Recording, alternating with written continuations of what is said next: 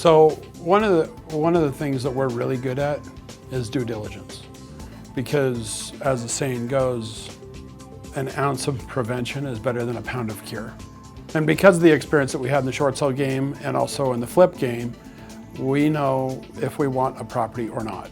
Like for example, just last week or the past couple weeks, we had 14 properties under contract in different parts of the country.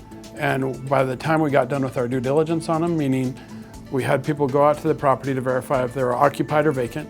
We went out there to verify condition.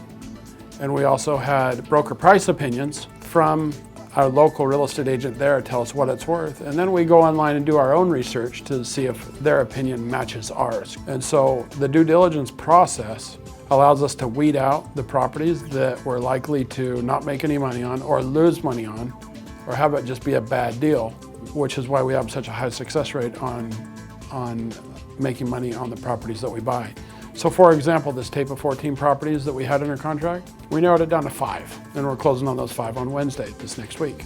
So just because you get properties and just because they're coming from the bank does not mean they're a great deal.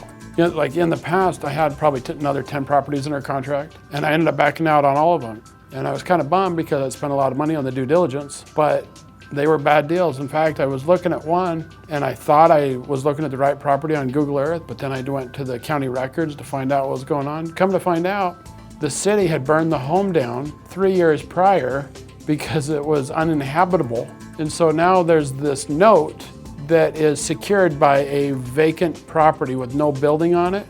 And the note was for $40,000 and the land is only worth $3,000, if someone would even buy it. So that's a bad spot to get in, and that's part of the due diligence that we do to make sure we're not buying something that's not going to be a winning deal.